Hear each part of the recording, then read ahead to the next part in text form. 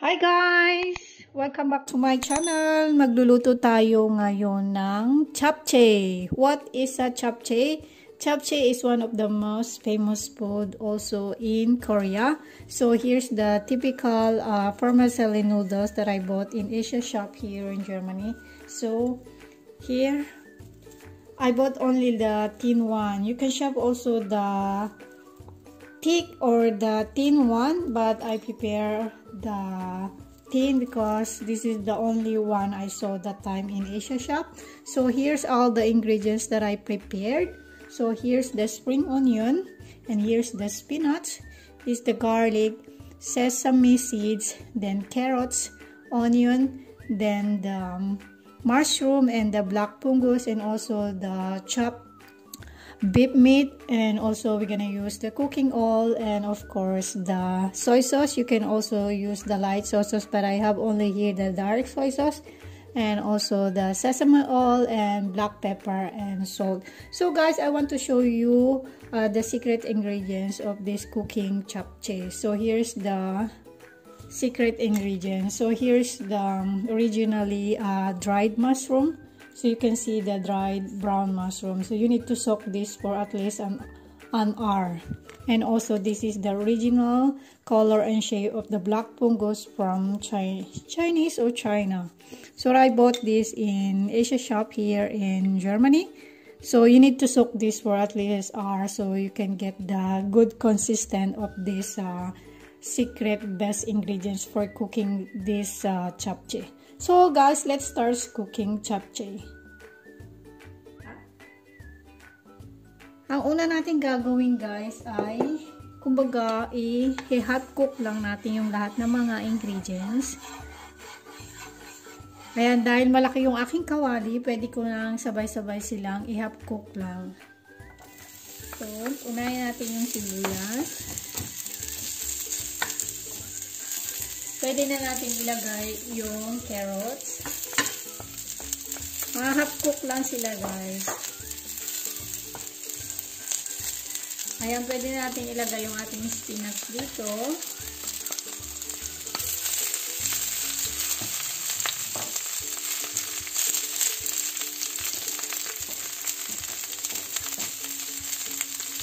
Ayan, pwede natin ilagay yung ating spring onion dito.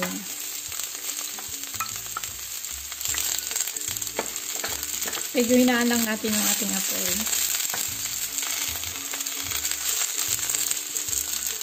O diba? Sunod-sunod, sabay-sabay para hindi masayang sa kuryente na pa isa-isa.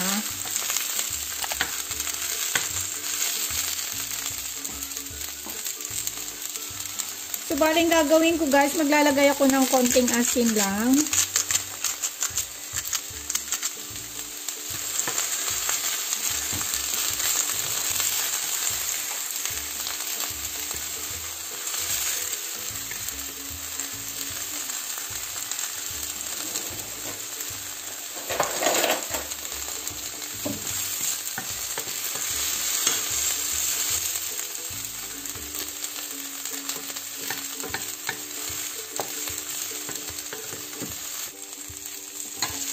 Ayan, medyo half cook na talaga siya. I-separate na natin siya sa isang serving plate.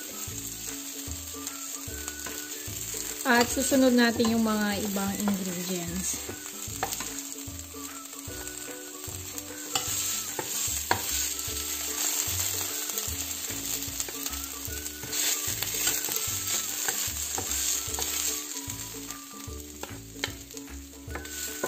Ang susunod po natin ilalagay na yung mushroom.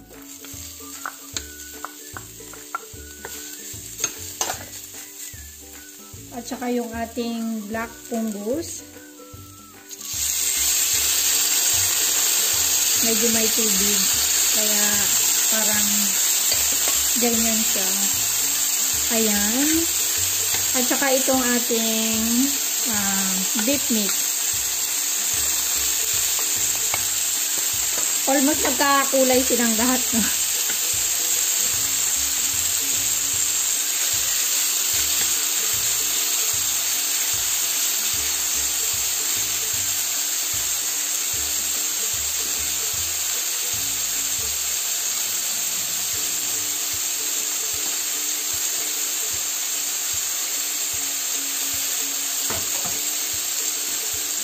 Hintayin lang natin maluto ng ating mga ingredients.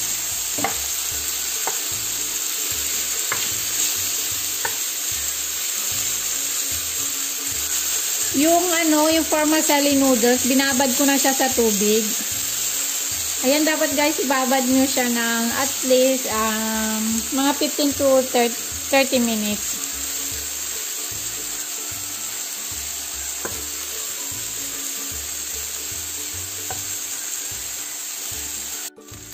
So, same process lang po guys, no? So, maglalagay lang ako ng konting asin sa ating mga half-cook na ingredients. Actually, yung sa meat, nano ko na siya, minarinade ko na siya. So, hindi ko na siya lalagyan ng asin.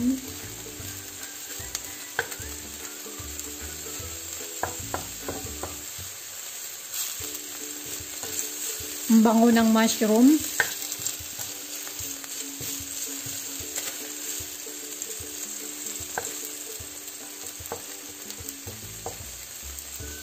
I-half cook lang natin guys, no? Lalo na yung mga vegetable. Pero itong meat, medyo matagal maluto yung meat. So, luto na yung ating mga ingredients. So, isi-separate na natin sila.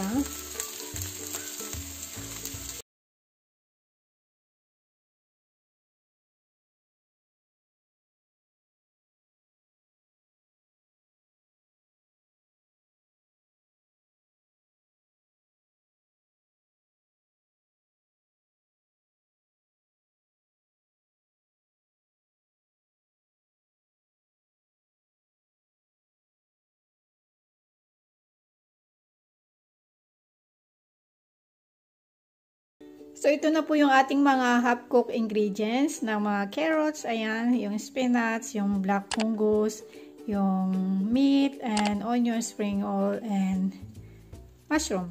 So, ayan po, nagpakulo na ako ng mainit na tubig at pwede na nating ilagay yung ating vermicelli noodles. So, actually, ito yung aking vermicelli noodles na binabad ko na siya for 30 minutes. So, ayan, lulutuin na natin siya sa mainit na tubig.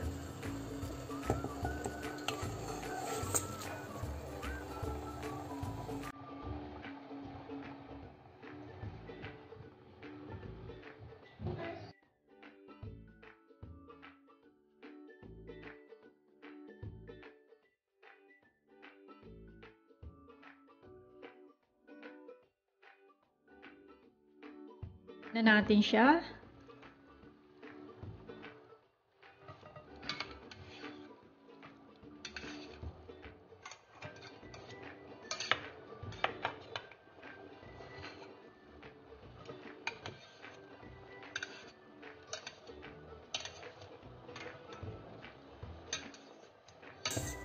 Ayan, at hugasan natin ng malamig na tubig para hindi magdikit. So, ayan po, hugasan lang po natin yung ating nilutong vermicelli noodles para hindi siya magdikit-dikit. Andito na po yung ating mga niluto na ingredients kanina ni half cook at saka yung ating vermicelli noodles. Excuse me, sorry po. So, ang gagawin natin ngayon ay pagsasamahin na natin lahat ng mga ingredients. Ito na yung ating luto na noodles. So, ang gagawin natin ngayon guys is maglalagay na po tayo ng soy sauce. Actually, ito yung aking black soy sauce. At ito yung normal na soy sauce. Tansyahin lang natin siya guys.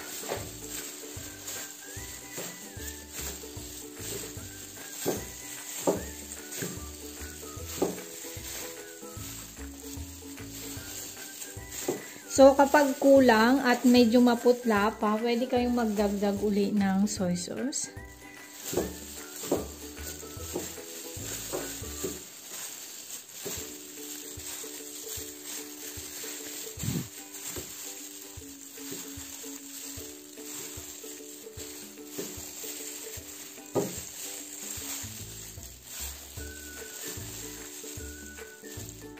So, magdadagdag tayo ng black soy sauce.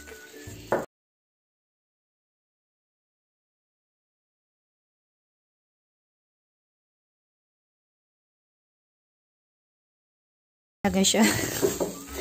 Nasobrahan. At, ayan, maglalagay na rin tayo ng sesame oil para bumango siya.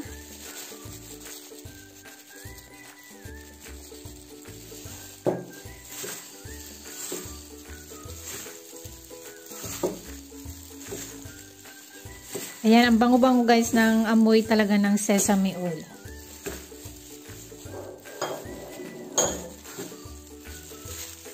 Ayan, ilalagay na natin yung ating mga ingredients. Pagsama-samahin na din natin.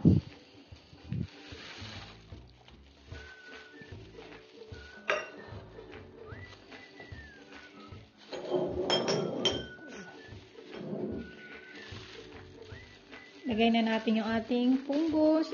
Black punggos. Lagay na natin yung mushroom. Yan. Yung ating spinach. And then, imimix lang natin. Ayan, maglalagay po ako ng konting, black pepper. Usually, hindi naman. Pero, nasa sa inyo kung gusto nyo guys maglagay. Ito, maglalagay na rin po ako ng garlic. Optional, pwede kayong maglagay ng garlic o hindi. At the same time, yung sesame seed. So, ayan po, imimix na natin lahat ng ingredients.